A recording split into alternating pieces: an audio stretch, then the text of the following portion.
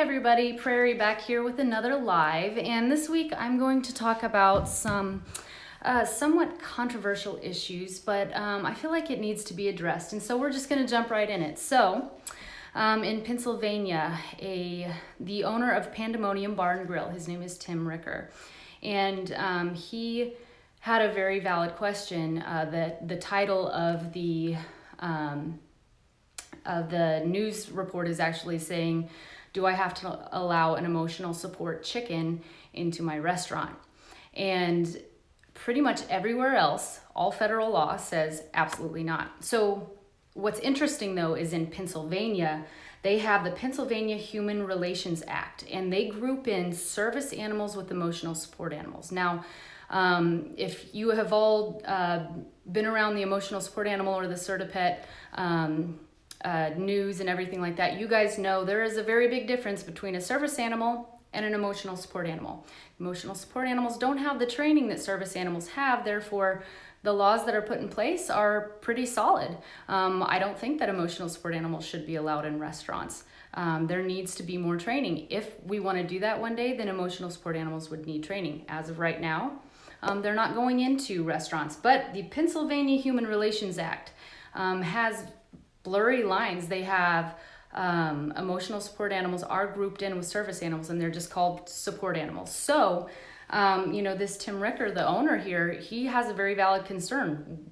I mean, does he need to allow a chicken in there? In the article, it talks about an iguana coming in. And I'm not denying for a second that those animals don't provide emotional support in some way. I'm sure that there is, emotional support provided for them. However, when an animal is not trained and an animal isn't, it almost dumbs down the service animals for people, because people with service animals that have spent lots of time, lots of money, and, an incredible amount of themselves into this animal, they're not worried about basic commands or staying put. I mean, these animals are trained to help people with strokes and, seeing eye dogs. So anyway, the Pennsylvania Restaurant and Lodging Association is calling for more regulation. They're calling to have emotional support animals defined separately than service animals. And I just wanted to say, here at Certipet and myself, we completely support you in that. The animals should not be going into the restaurants. And just for anybody that might be catching this, if you have ever been told that your emotional support animal can go into a restaurant, unless you're in Pennsylvania, absolutely cannot. Here at Certipet, we do evidence-based decision making, and we want to make sure that emotional support animals continue to be a legitimate form of treatment. And in order to do that, we can't be letting iguanas into restaurants. We can't be doing this. And not only that, it's going to take away from the people that actually use the emotional support animals the appropriate way, because something is going to happen, and then emotional support animals are going to go away, and we don't want that. So we call for more regulation, and we support you at we support Tim Ricker, the owner of Pandemonium Bar and Grill, and we support the Pennsylvania Restaurant and Lodging Association. We absolutely agree with you that this shouldn't be happening, and there absolutely needs to be stricter regulations. We would be more than happy to comment on that further. So on the flip side of that, there are, service animals that are completely trained and ready to go into anywhere with their owner, and that's because they're doing something that is, saving a life, or keeping them safe. So in Phoenix, Arizona, at O'Brien Sports Bar, an Air Force veteran who had a legitimate service dog was kicked out of the restaurant. There is a lawsuit going on now, and this is the complete opposite here. Okay, a service animal can go, and that's why we have these laws in place. That's why these federal laws are in place, is that a service animal is very different than an emotional support animal, unlike in Pennsylvania. But back to Phoenix, Arizona. So this, he's an Air Force veteran.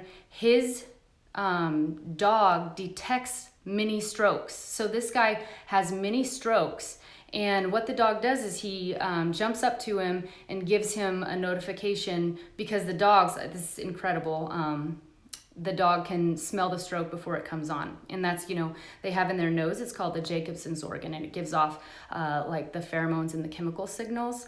And it tells the dog, okay, something's not right, let the owner know. So this service dog lets his Air Force veteran know he's about to have a stroke, so that the veteran can then sit down and make sure that he doesn't get a head injury. That's important. That's life-saving. And in this situation, the owner continued to make sure that he told him to get out. He even went as far as talking to the authorities and to a newspaper and saying, I don't want a dog that's providing emotional support in here. Well, we absolutely know the dog is providing emotional support, but it's a service dog. Again, it's so important that we know the difference between an emotional support animal and a service animal. There is a huge, huge difference. And, and that's recognized everywhere. And we want to make sure that we're utilizing our emotional support animals appropriately. I call into question as well, where is it that people are finding doctors and therapists to write emotional support animal letters for an iguana or for a chicken? That is something I really do call into question. Again, we are really, at CertaPet, we're into the evidence-based decision-making about what constitutes an emotional support animal. And we don't for a second say that I'm sure that animal might provide you emotional support, but are we going to force an airline or a housing authority to take an iguana or an alligator or something of that nature that's going to cause a panic? Think of it this way. There's a lot of things that go into play as a therapist when we're making those types of decisions, because this is people's mental health that we're talking about. And so if we're saying your snake provides you emotional support, that's great. Can you take it as an emotional support animal on the plane? Well, this is what I would tell somebody. See if you can ship it cargo. Why would I not write a letter for an emotional support snake? Because an emotional support animal on a plane, by law, they can get that animal out. They can get it out, they can hold it. Now, that snake might absolutely, 100%, you could do an MRI brain scan on them while it worked, and that might be helping them. That might be helping them a lot, and that's great. However, you're probably sending another 20 people into a panic. So how am I as a mental health therapist going to justify one person feeling better and 20 other people are having a panic attack? Absolutely not. I'm not going to do that. We don't want to place undue burden on anybody else.